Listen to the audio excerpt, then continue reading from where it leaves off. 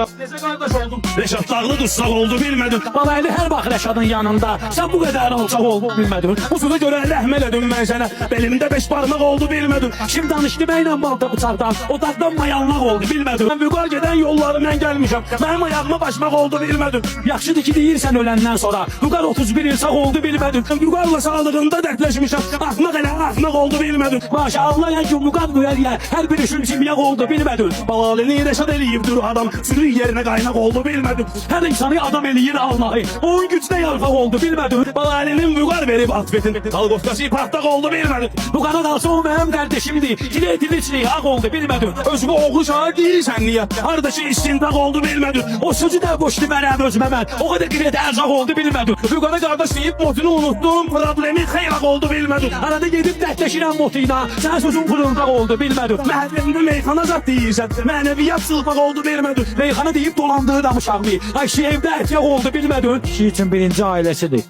Sonra başka şeyler.